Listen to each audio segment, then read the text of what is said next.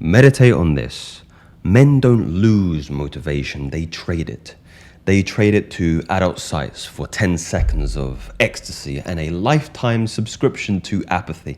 Don't worry, it is refundable. Partially, anyway. But the interest rate is 3 months of boredom, withdrawal, and anal fissures. Maybe. But there is an error we first need to rectify. You see, everyone always talks about dopamine being the equivalent of Hitler. Dopamine detox, dopamine fasting. I'm addicted to dopamine. I can't stop boofing crack, or whatever your vice is. We need to chill a little bit. Dopamine is not the problem. Dopamine is just the Chad who throws the after party. But sometimes, us being simpletons, we burn the house down trying to keep the vibe going. So guys, the real issue isn't how much dopamine that you have. It's about how many receptors have you fried trying to chase that morsel of contentment in your life. See, dopamine is just the signal, the chemical equivalent of your brain DMing you, yo, that felt very good, let's continue doing that. But those DMs only matter if the other person is reading them. The receiver in this relationship is the D2 receptors. And guess what? We're being ghosted by our own neurochemistry. After years of overstimulation, of adult material, of scrolling, of the ultra-processed pleasure snacks, your D2 receptors downregulate, they atrophy. It's a bit like your parents or grandparents who just refuse to die and get frailer and frailer. I mean, some do, but it's never the one that you want. It's not the one with the inheritance money, let's be honest. So you see, even when dopamine is firing off like fireworks, the brain barely feels it. That's why the addict chases the hit but never feels the high. You're not empty, you're desensitized. Why nothing feels good anymore, why life is grayscale, the gym boring, work pointless, reading like eating cat food, women incomparable to the plethora or the harem of virtual women, I should say, that you have burned into your psyche. You didn't kill your ambition. You numb the receptors that make ambition feel rewarding. Dopamine is still there, it's just bouncing off a locked door. So what is a man to do?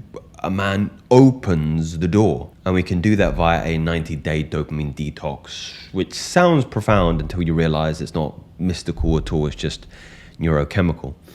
It's just a rough time window your brain's D2 receptors need to regrow after chronic overstimulation.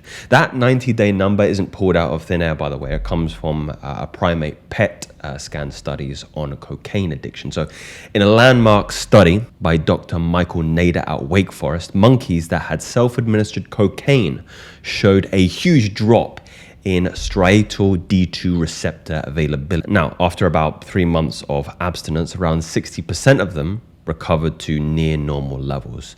The rest took significantly longer. So what's the translations here? Even monkeys need a quarter of a year to resensitize their reward system after hammering it with cocaine, booger sugar, white girl, smack. You get the picture. And yes, your adult material binge lights up the same way, the same neural connections as white girl smack does.